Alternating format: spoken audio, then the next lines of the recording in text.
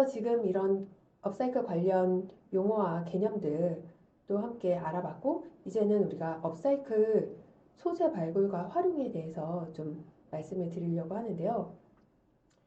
이런 업사이클 개념 이해가 됐는데, 그럼 어떻게 업사이클들을 하는가? 다른 강의에서 업사이클 사례도 많이 이제 보셨을 거예요. 근데 우리가 그러면은 왜 이런 소재들을 가지고 만드는 것들을 생각을 하게 됐는가?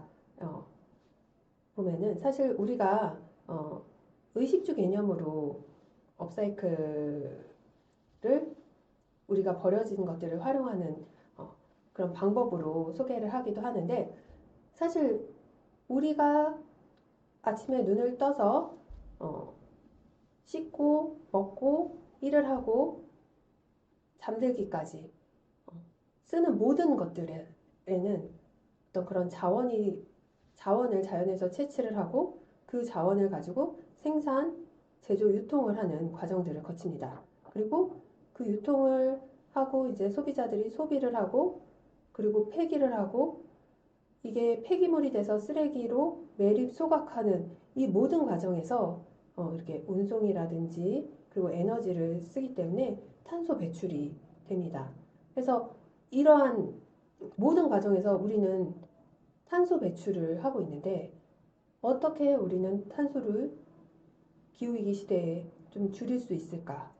그리고 이 순환고리를 만듦으로써 이 모든 과정을 조금 더 줄이고 제품의 수명을 늘리는 방법을 고민할 수 있을까 하면서 이런 업사이클 제품을 이제 고민을 하게 되는 거죠.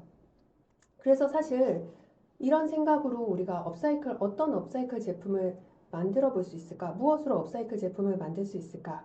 이렇게 생각을 할 때 사실 업사이클 소재를 발굴하는 것은 굉장히 중요한 부분입니다.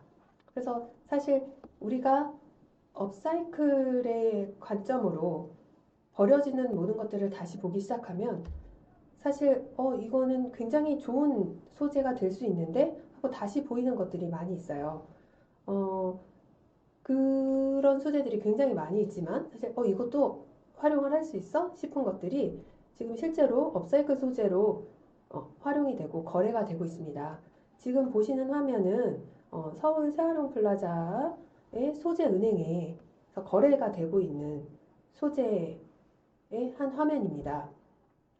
그래서 이것들이 보시면 컴퓨터 방열판, 자전거 크랭크, 소방관창, 볼풀공, 자전거 휠, 뭐 야구방망이 이거 외에도 굉장히 많은 것들이 소재로 거래가 되고 있는데요. 이런 것들이 우리가 어떻게 보면은 사실 뭐 일상 속에서 쉽게 접할 수 있는 것도 있지만 그 사용이 다한 물품의 해체나 분해를 통해서 볼 수 있는 것들도 많이 있는데요. 이런 것들이 어떤 방식과 관점으로 지속 가능하게 우리가 수거 체계를 갖출 수 있다면 업사이클 소재가 될 수 있는 거죠. 그래서 여러 산업과 그리고 기존에 우리가 이용하던 여러 아이템들이 그냥 사용 후에 폐기가 됐었다면 그걸 다른 관점으로 업사이클 관점으로 본다면 업사이클로 활용된 사례들이 계속 무궁무진하게 나오고 있습니다. 그래서 지금 보시는 이 화면도 요즘은 이제 비행기를 업사이클한 사례나 이런 것들도 항공사에서도 업사이클을 위한 노력들을 많이 하고 있기 때문에 그런 사례들이 많이 계속 나오고 있는데요. 어, 루프트한자라는 그 독일 항공사의 사례입니다. 비행기 폐 기종을 가지고 이렇게 와인백 을 만든 그 가구를 만든 그런 모습이고요. 그리고 그 담요, 비행 담요와 시트들을 활용해서 이렇게 그 항공사의 로고도 같이 들어가 있죠. 이렇게 업사이클한 그런 제품들이 있습니다.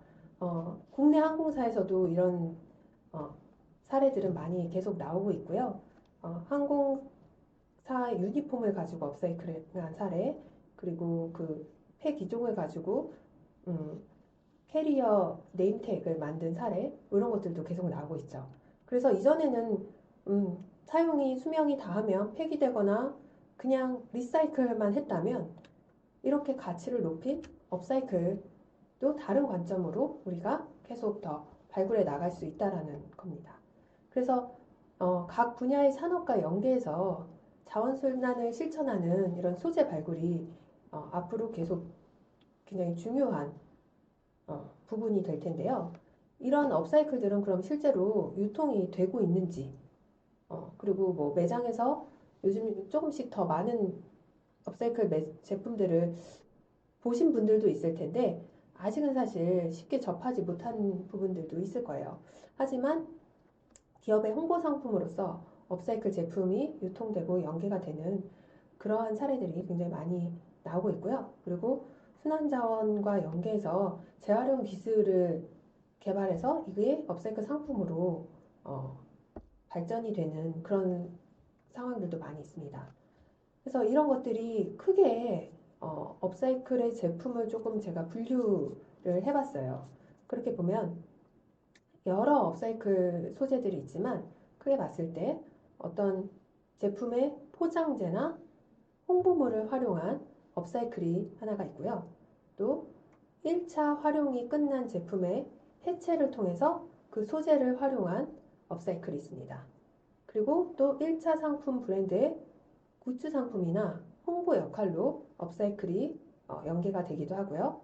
그리고 순환자원이나 그 R&D 상품으로 연계해서 업사이클 상품이 나오는 경우도 있습니다.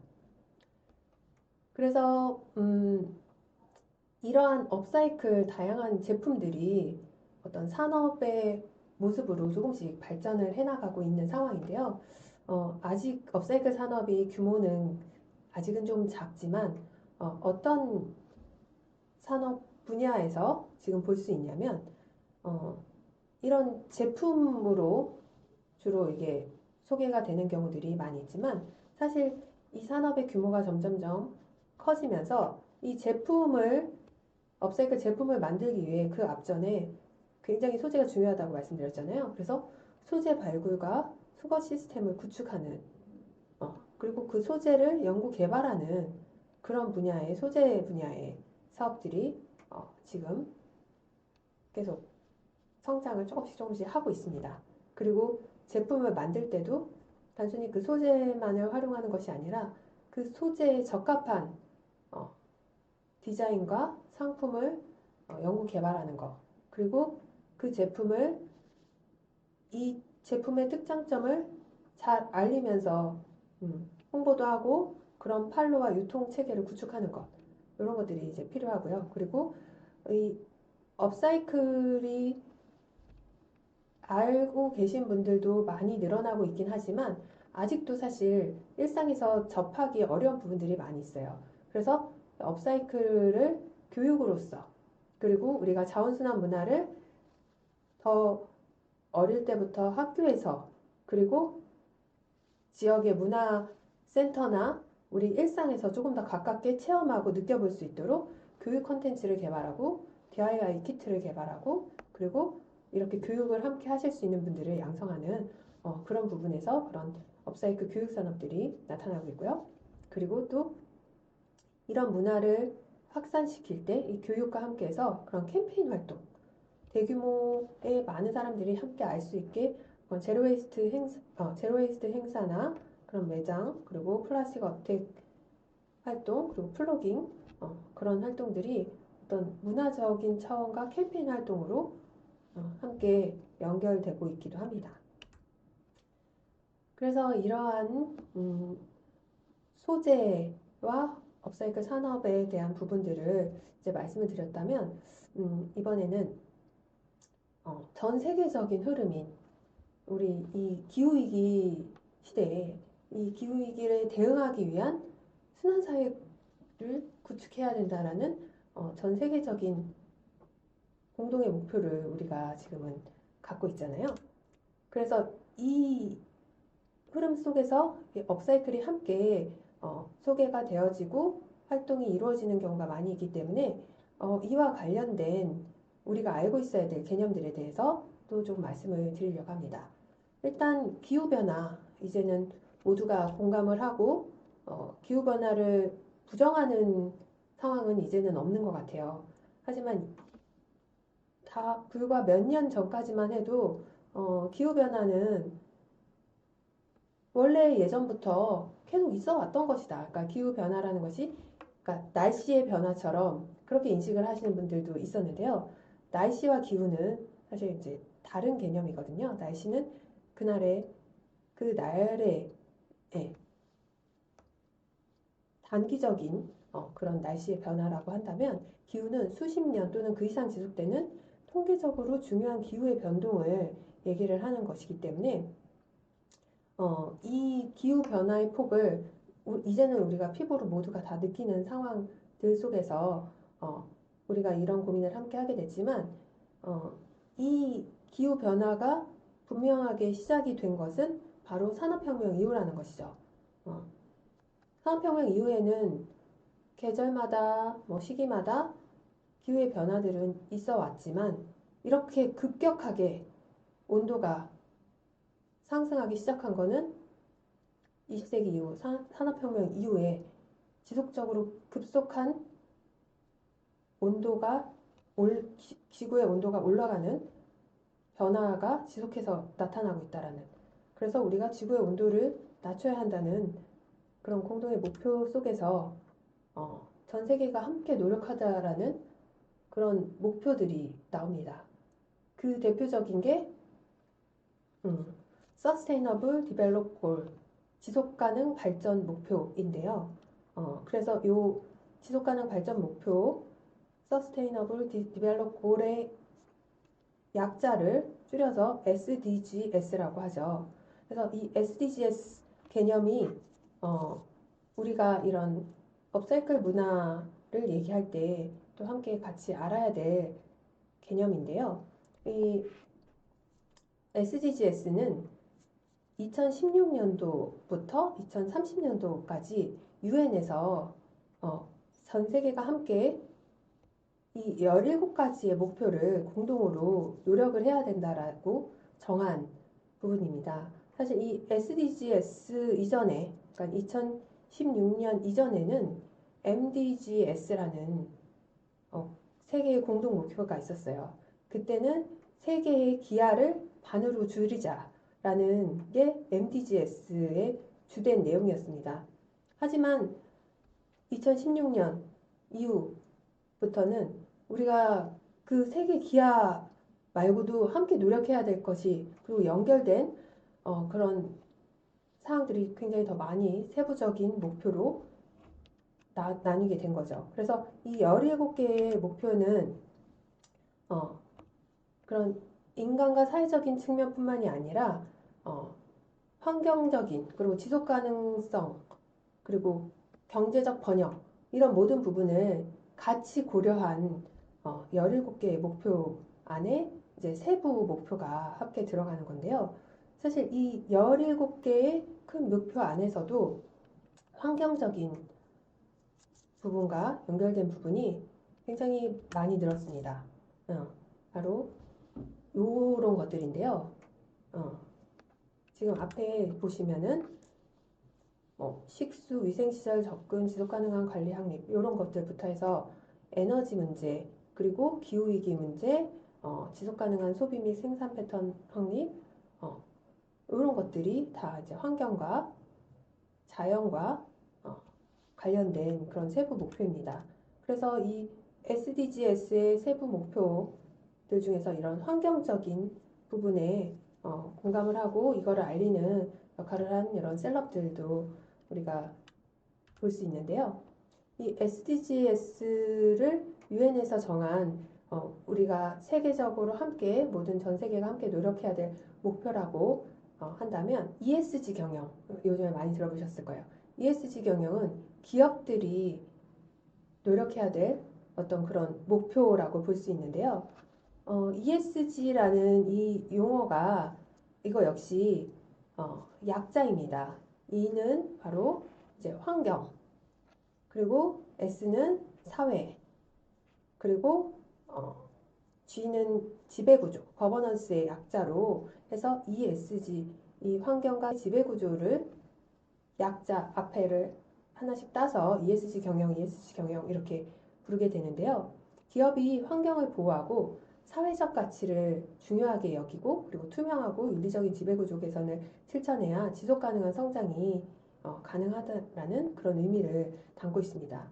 그래서 이 ESG 경영이 여러 나라에서 함께 이제 화두로 오르고 있는데요.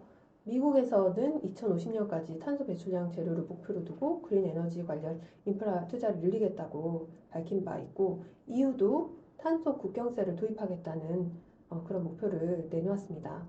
그리고 한국도 ESG 경영이 이렇게 대두가 되기 시작한 거는 2030년부터 모든 코스피 상장사가 ESG 정보 공시를 의무화하겠다라고 밝혔고 중간에 또 바뀔 수도 있지만 2050년까지 탄소 중립국이 될 것을 선언을 한 상황입니다. 그래서 여러 기업들이 기업의 그런 영리, 매출만을 위한 것이 아니라 환경과 사회 그리고 지배구조까지 함께 노력을 하고 지속 가능한 성장을 해나가겠다는 그런 목표 안에서 이 환경적인 부분에서 자원순환, 업사이클 활동을 하는 상황들이 많이 늘어나고 있습니다. ES와 ESG에 대해서 말씀을 드렸는데요. 이런 전 세계가 함께 공동의 목표를 갖고 있는 것과 그리고 기업들이 환경을 위해서 그리고 사회를 위해서 하는 경영 활동 이런 것들을 우리가 요즘은 더 많은 일상에서도 볼 수 있지만 이런 것들을 좀 더 많이 이런 활동들을 볼 수 있고 접할 수 있는 날들이 있어요. 그런 때 업사이클 활동도 함께 많이 일어나는데요. 이런 환경 관련 기념일들에 이런 행사들이 그리고 국가에서도 함께 유치를 하고 행사를 벌이곤 합니다. 그래서 이런 날들에 대해서 조금 기억을 하고 알고 계시면 조금 더 업사이클에 관한 그리고 환경에 관한 행사에 직접 참여하시거나 기획을 하시는데도 도움이 되실 거라고 생각을 합니다. 그래서 환경 관련 기념일들을 좀 정리를 해봤는데요. 사실 2월은 요거는 잘 아시는 분들이 많지는 않지만 세계 습지의 날이라고 합니다. 2월 2일이 람사르 협약 25주년을 맞아 습지의 중요성을 되새기자는 뜻으로 지정된 날이 2월 2일 세계 습지의 날로 있고요. 그리고 올해 이번 달 12일은 세계 물의 날이라고 합니다. 사람에게 없어서는 안 될 물의 소중함과 물 관리의 중요성을 일깨우는 날이고요. 그리고 4월에는 이제는 좀 많은 분들이 이날을 기억을 하시고 있으실 텐데요. 지구의 날입니다. 세계 지구의 날이어서 왜 이날 같이 전 세계가 같이 불을 끄는 소등하는 그런 캠페인을 하기도 하는 그 날이 바로 이 지구의 날인데요. 그래서 환경 파괴와 자원 낭비의 문제를 되새기고 지구 사랑을 실천하자는 뜻에서 전 세계가 함께 기리는 지구의 날이 4월에 있고요. 그리고 5월 31일은 바다의 날이라고 합니다. 이거는 우리나라 한국 정부에서 제정한 법정 기념일이고요. 바다의 중요성과 해양 생태계 보호를 강조하기 위해서 5월 31일을 바다의 날로 지정했다고 합니다. 그리고 6월 5일은 세계 환경의 날입니다. 6월 5일 날 환경의 날 기념 행사가 굉장히 또 많이 열리기도 하는데요. 1972년 6월 5일 유엔에서 처음으로 열린 환경회의를 기념해서 만들어진 날이고 이날은 6월 5일 우리나라에서도 환경부도 그렇고 곳곳에서 환경의 날 행사가 있으니까 6월에 한번 좀 기억하고 이 행사에 참여를 해보시는 것도 좋을 것 같습니다. 그리고 7월 11일은 세계 인구의 날이라고 합니다. 다양한 문제의 원인이 되는 인구 증가에 대한 관심을 높이기 위해 국제연합개발계획이 지정한 날인데 지금은 사실 우리나라는 인구 출산율 저하에 대한 문제가 더 많이 있지만 이런 날도 있다라는 거 한번 기억하시면 좋을 것 같고요. 그리고 8월 22일은 에너지의 날입니다. 이것도 사실 우리나라 정부에서 만든 날인데 이날도 에너지의 날 맞아서 소등 행사를 하기도 해요. 그리고 에너지 절약의 절실함을 알리기 위해 우리나라에서 만든 날입니다. 그리고 9월에 자원순환의 날이 있습니다. 이 자원순환의 날도 우리나라에서 만든 거긴 하지만 9월 6일로 정한 이유가 9자를 거꾸로 해도 6자, 6자를 거꾸로 해도 9자. 그래서 이 순환의 의미를 담아서 지구환경 보호와 자원 재활용의 중요성을 알리기 위해서 우리나라 정부에서 이 9월 6일을 자원순환의 날로 정했다고 합니다. 그리고 10월에는 산의 날이 있습니다. 10월 18일에는 2002년에 세계 산의 해를 계기로 산림청에서 지정한 기념일로 뭐 이런 산악 영화제 뭐 이런 것들도 많이 열리기도 하고 이런 때에도 업사이클 활동이 열리기도 하니까 관심을 갖고 이런 날들 기념일들을 챙기시고 계획해 보시면 좋은 업사이클과 자원순환을 실천하는 접할 수 있는 기회가 되실 거라 믿습니다.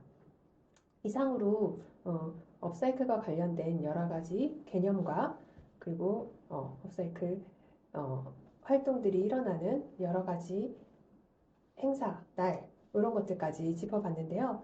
사실 업사이클 개론이라는 것이 딱 정해져서 있진 않아요. 제가 중간에 말씀드린 것처럼 업사이클이라는 이 변화의 흐름들을 어떻게 우리가 이해할 것인가 라는 측면에서 제가 이러한 방식으로 국내 업사이클 산업의 흐름과 변화의 과정을 이런 것들을 알면 조금 더 잘 업사이클을 이해할 수 있겠구나 라는 것들을 모아서 정리해서 좀 알려드리기 위해서 준비를 해봤습니다.